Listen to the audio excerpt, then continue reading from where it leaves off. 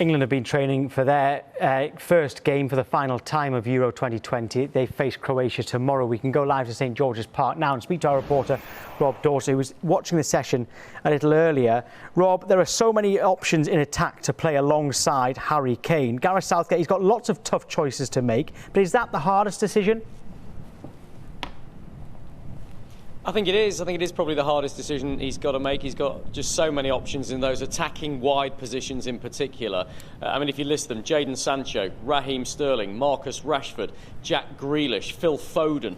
5 world-class players that would probably get into the starting 11 of pretty much every other nation in this European Championships. But he's got to pick 2 to start the game against Croatia tomorrow afternoon. And I think the feeling is that Raheem Sterling will get the nod. And I don't think there's any huge surprise in that. 61 caps for England. Southgate's always relied on him. He's played in every important game for England when he's been fit and available. Simple as that.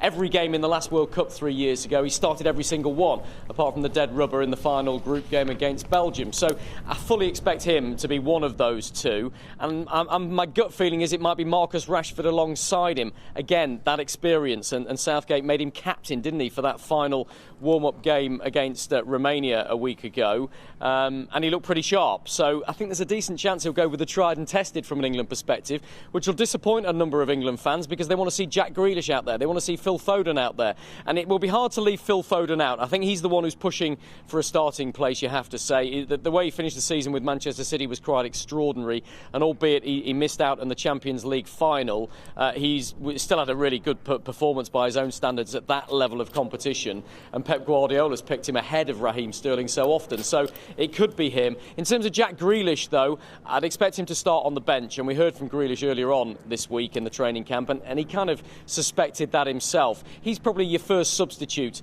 if England are chasing the game, and he's been playing in that number 10 position in the warm-up games. I think that's where Southgate sees him, buzzing around in between Harry Kane and the midfield, picking up loose balls, running at the defence, and he may well be that he does that sort of thing as the opponent get a little bit more tired. So we don't know. He's got an awful lot of options, but I think whatever he goes with at the start of tomorrow's game, don't read too much into that because it'll probably change throughout the match. Really high temperatures. He'll probably use all 5 substitutes, and it'll probably change throughout the tournament as well. He's got so many options. It'll be horses for courses almost in terms of the opponents he's coming up against.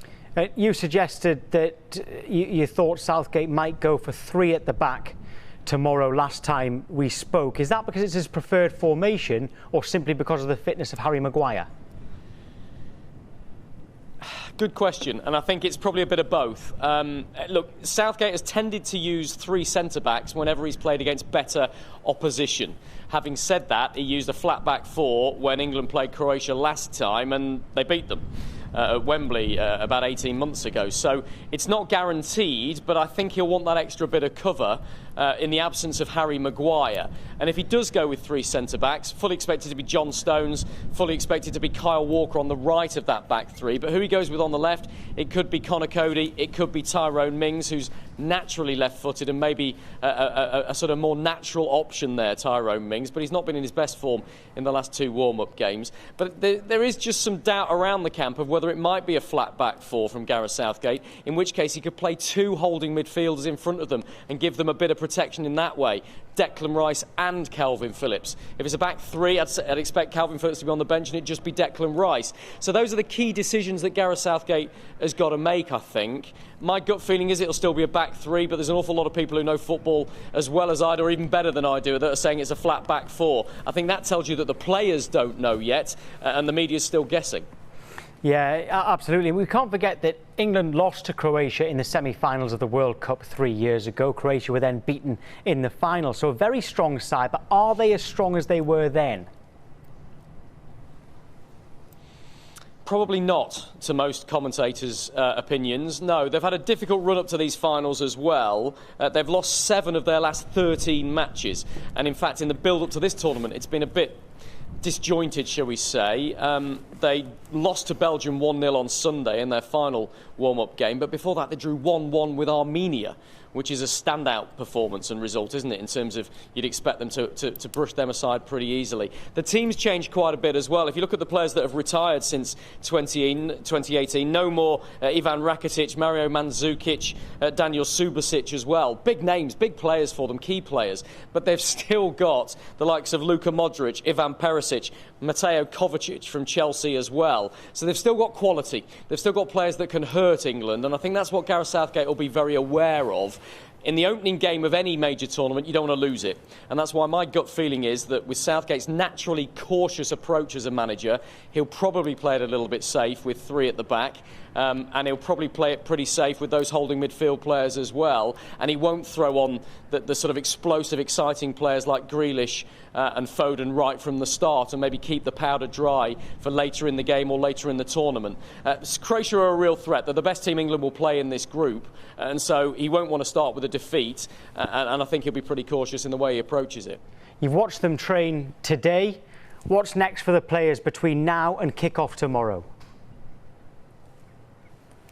Yeah, they're just finishing up on their training session now. They'll go and have a bit of lunch and a bit of downtime, and then they've got to pack their bags, because at around 4 o'clock the team will head en masse in the coach along the road at St George's Park here, past our cameras, down to Wembley. Well, they'll stay in their central London hotel tonight before tomorrow's game. And of course, it's a 2 o'clock kickoff tomorrow. So whilst Gareth Southgate in the past for evening kickoffs has only told the team who's playing on the morning of the game, he might decide it's late tonight he wants to get them together and tell them who's going to be the starting 11. That'd be quite extraordinary, won't it, for the players to go to bed knowing who's starting in the first game of the European Championships. And all of this is a new experience for the vast majority of these England players. We talk a lot, don't we, about what a young squad it is. Average age 25 and below, and only 8 of them have played in a major tournament before. So that means there's 18 first-timers there. All of this is going to be a new experience for them. So travelling down to Wembley, you suspect those nerves, those excitement will begin to build for them when Southgate gets them together and discusses the final tactical plans for tomorrow's game. So yeah, we're on the verge of it now. The reality happens